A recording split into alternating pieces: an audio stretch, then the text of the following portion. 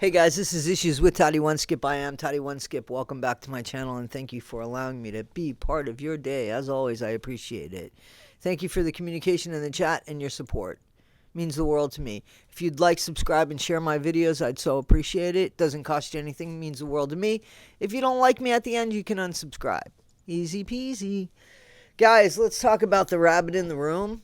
Rabbit in the room. Smear campaign. Mike Rinder's response to what's been going on since Mirriam has spoken out loud. So the sense of humor of Mike Rinder.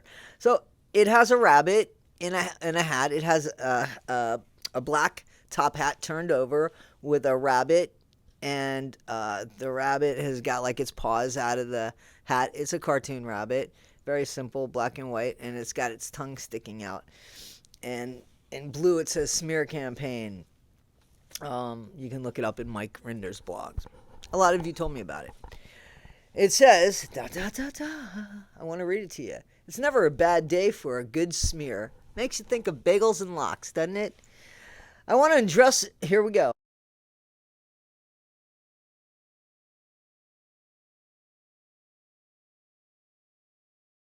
I want to address an important matter circulating in the former Scientologist community for the last few weeks concerning a criminal investigation into child SA abuse allegations against the father of Mirriam Francis. I will lay out the timeline and associated evidence in this blog post. First, I want to be clear. I don't want anyone attacking Mirriam or anyone else on my behalf. Attack him on anybody else's behalf, but not mine. That's not what he says. He says, I just don't want anybody, don't attack anybody. What Mirriam has been through in her life, mainly due to Scientology, is something no person should ever have to face. For those seeking the actual facts, this blog post contains all the information and associated documentation. Continuing to disseminate lies after reading this post will reveal a lack of interest in the truth, confirming an agenda unrelated to advocating for victims or exposing the crimes of Scientology. So in other words, if you don't believe if you don't believe him, then you don't believe in the truth, because what he's saying is 100% truth. Don't ask about it. As much as I don't want to engage in a public dialogue on this matter, the subject at hand is much too serious not to address. One can't publicly accuse another of covering up criminal conduct, which is an accusation of participating in that conduct, and not open themselves up to public response. Absolutely, I agree with Mike on that. Talk to us. Mirriam has made allegations about me which are not true. I'm also publishing this because I don't want unsuspecting people to get caught up in this matter without accurate information. Unsuspecting people. Would that be like me? Rabbit?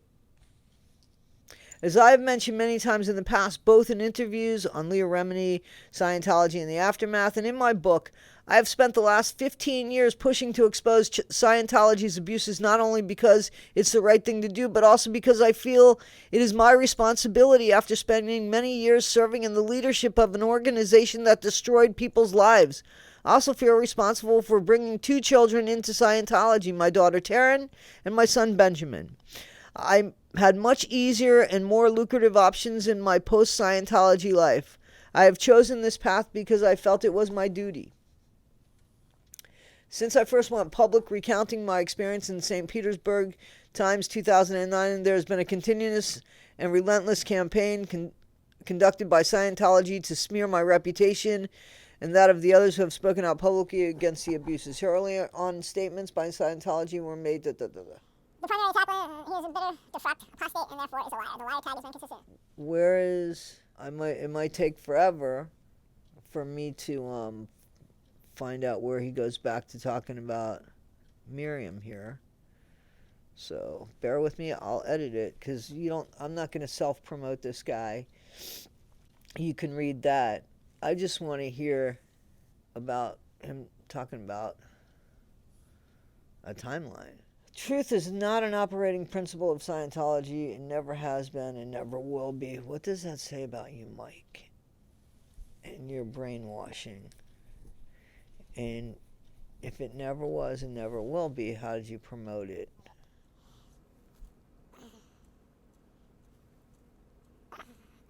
A rabbit out of David Miscavige's hat. Here we go. Since I escaped from cyber... The truth tellers have used and manipulated good people. Of our fight. Over the past 7 years, Lee and I have found ourselves increasingly dealing with disputes between personalities within the group of former Scientologists.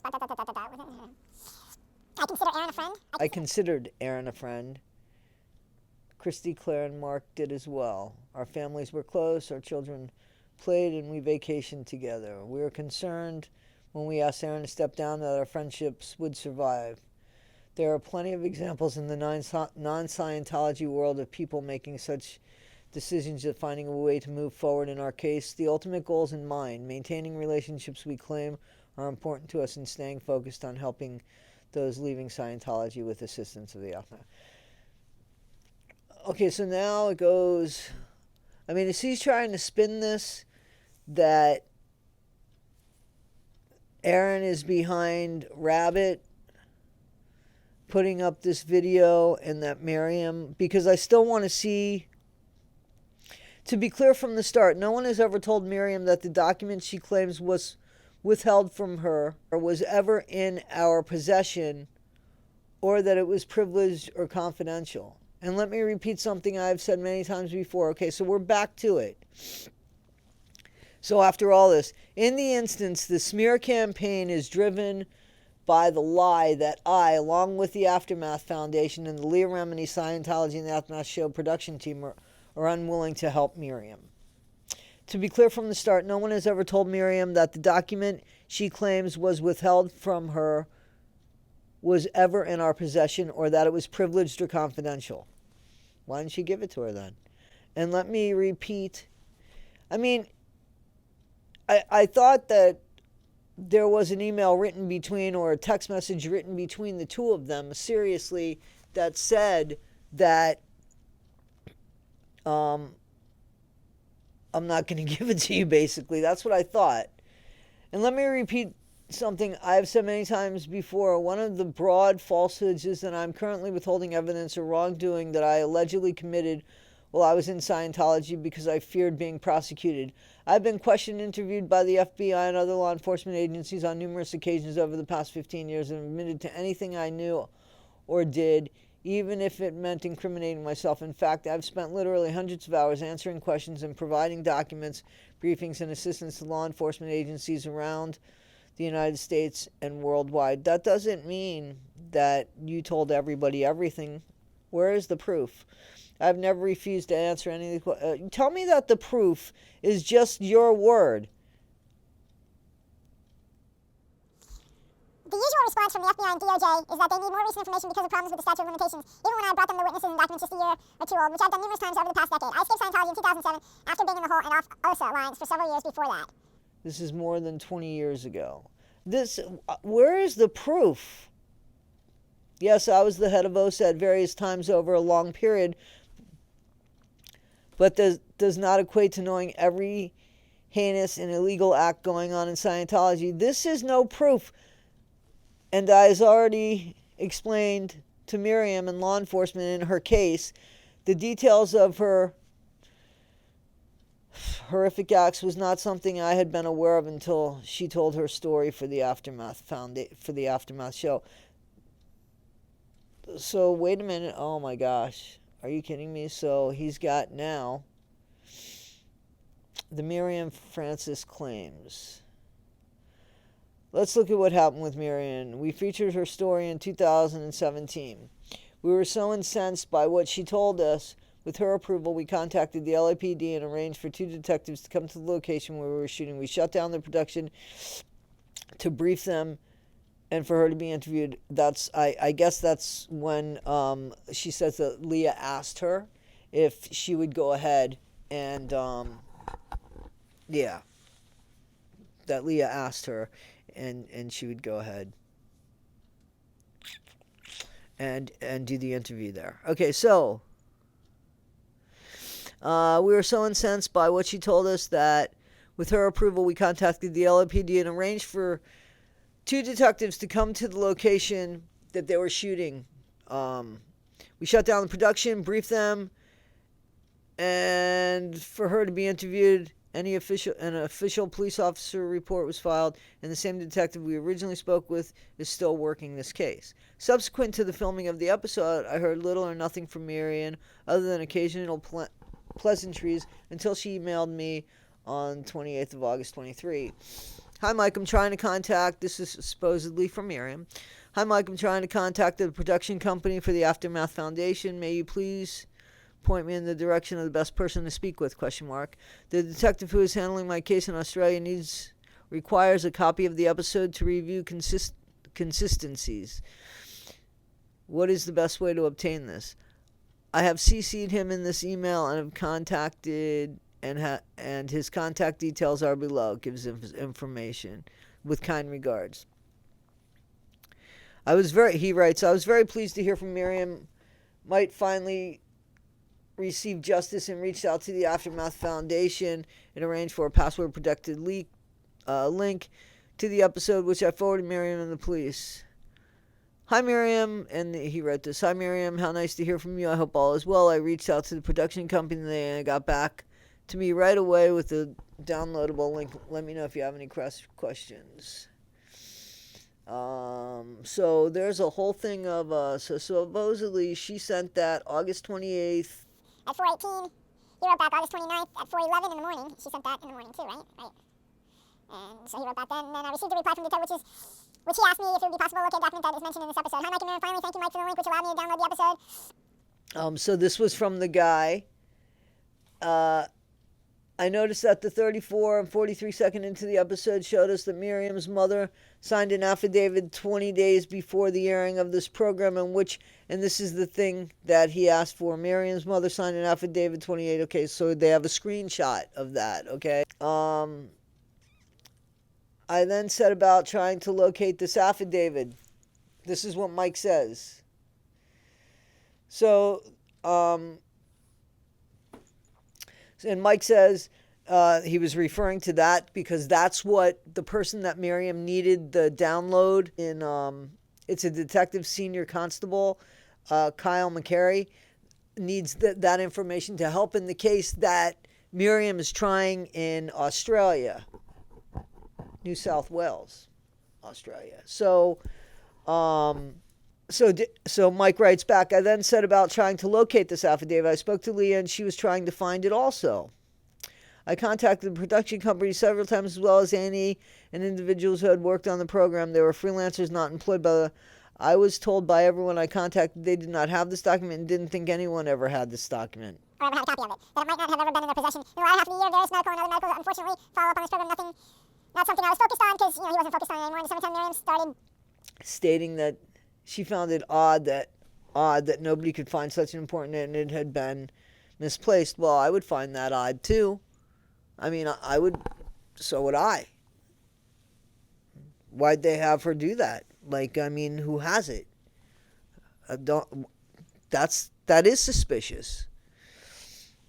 So then there's other correspondence. It doesn't seem like there's anything here except that he said, she said, so I really want to see the proof. The following day, I responded by saying I was now in direct contact with the attorney who had represented the production company with respect to the show. But that the recollection from the executive at the production company after searching all their files was that the affidavit had never been given to them or that its alleged existence was relayed verbally by Scientology attorneys. Let's blame it back on Scientology. Mirriam again nudged me. I informed her I would contact the attorney again after. So there's all this back and forth, it just seems like. On December 26th, Mirriam emailed me again stating March when I conducted a 2.5-hour-long pretext phone call with my dad in which he made several admissions. Pretext call is made by pretending to be someone you are not or having a different motivation than you express while calling. So this is the definition. So I told Mirriam I'd be happy to talk to her on January 5th. This is like a back and forth. It's a he said, she said. It doesn't prove that Mike didn't know anything about it. It doesn't prove any. So, anyway, you could read all of it here. And, he's got the letter here. At this point, I felt uncomfortable sending further information to Mirriam, but giving her the benefit of the doubt, he reached out to her, and indeed, there was the back and forth correspondence that Mirriam seemed to have with Rabbit. I mean, Mike writes right here, Hi, Detective McCary.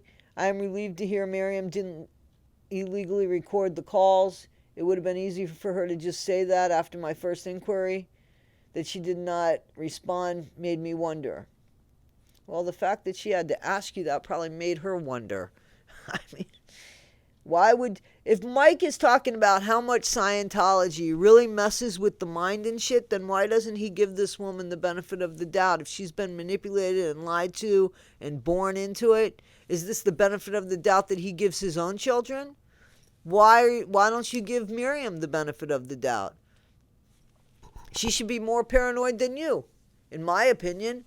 Seems like somebody's been covering up shit for her. Why should she trust you, Mike? Guys, this is all on Mike Rinder's blog. As predicted, one of the 16 questions posed by the rabbit was, are you certain that it is appropriate for you to hold a position on any board which concerns itself with the protection or recovery for children from Child USA, question mark. Ironically, the work of Child USA is primarily focused on our very successful actions to abolish the statute of limitations for victims. Child abuse. Abolishing the statute is the same thing. I am saddened that Mirriam has been led down a path that exploited her trauma and pain. So, what I'm gathering seriously is that all fingers are pointing to Aaron and Rabbit here. Is that the truth? Are you kidding me? Really? I can't believe it. Guys, you got to tell me what you think about this. Seriously. This is Issues with Toddy One Skip. This is weird. Very strange. Very strange. Guys, can I just ask? I have a question. I just want to ask you a question. If somebody was in charge, why do you think that Mike's telling the whole truth, nothing but the truth? Why do you think that maybe he's holding back certain things because, wow, they really don't look good? I just want to know. So is it really that black and white that if somebody tells you the truth, they tell you the truth all the time? Because his behavior in the past wasn't the words that came out of his mouth so easily in interviews. We saw that Mike Rinder can lie. I don't know Mirriam as somebody that tells untruths, but we've seen Mike plenty of times when he was in Scientology and then later saying, I was lying at the time. I got pulled out of the hole at the time. When Sweeney asked him, I heard you got pulled out of the hole or Mike Rinder hit you, or David Miscavige hit you, Mike lied right then and there and everything. And now everybody's saying Mirriam. It's Mirriam who is being manipulated. That's an insult to Mirriam, first of all. That's an insult to Mirriam. Am I missing something here? I did not read the whole thing because a lot of this stuff is what Mirriam said. I just see this whole drawn out. Why don't you just answer some questions, Mike, instead of this? Why can't you just answer some very direct questions by a third person moderator who's objective, completely objective? Why don't you do that? I think that would be okay. Or you don't think that would be okay? Anyway, guys, let me know what you think. This is Issues with Toddy One Skip. Share, like, subscribe. Thanks, guys. Don't forget, be better today than you were yesterday, but not half as good as you're going to be tomorrow.